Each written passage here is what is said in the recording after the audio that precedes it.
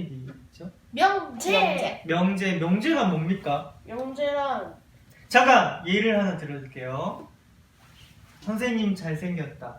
명제입니까? 아니요. 왜 아니죠?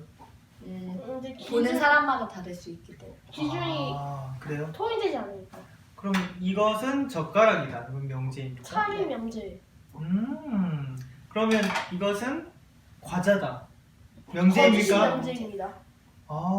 명제긴 명제인가요? 네. 왜 명제예요?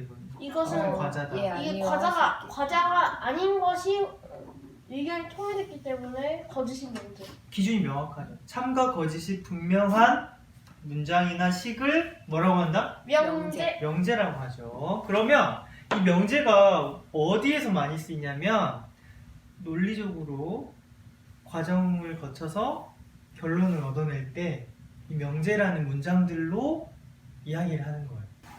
자, 우리가 가위바위보를 해가지고 여기 중에 하나에 고추냉이를 넣어서 상대방이 고추냉이를 피해서 유부초밥을 먹는 게임을 한번 해볼까요? 네. 네, 가위바위보 두 사람이 한번 안 해봅시다. 이거 가위바위보. 그러면 명주가 기다려보세요. 우리 둘이 여기 중에 하나에 두 개다 넣을 수도 있고 안 넣을 수도 있어. 지금요?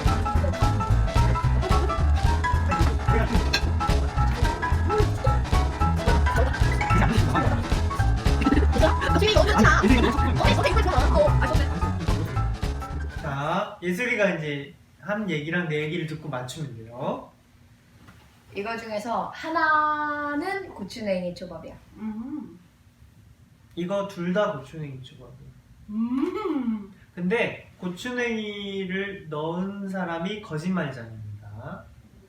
자, 그러면 어디에 들어있을까요?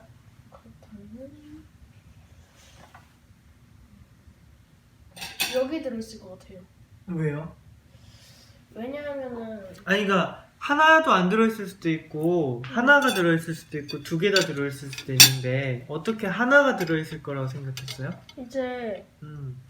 두 개를 넣으면은 만약에 두 개 들어있다면 제 말은 무슨 참이 되는 거죠. 네. 내가 두 개 다 고추냉이 들어있다 했으니까. 네? 그럼 예슬이 말은 어떻게 되는 거예요? 거짓이 되는 거죠. 그렇죠? 응.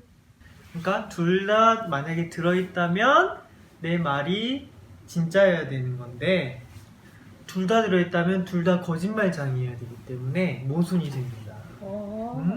그러면 하나도 만약에 안 들어있으면 그러면 이제 둘 다 참을 말해야 되는 거죠. 이건 제가 만들었고요. 이건 예슬이가 만들었어요. 누구 말이 거짓말이야? 선생님이요. 그럼 여기 들어있겠네? 네. 그럼 얘를 먹으면 되지. 응?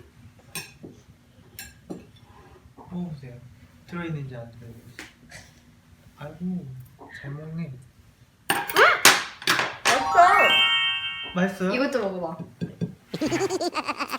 안 돼, 안 돼. 이거 먹으면 안 돼. 먹어도 된다고. 먹으면 안 돼. 된다고 없잖아. 먹으라고. 얘들아, 이거 너무 많이 넣은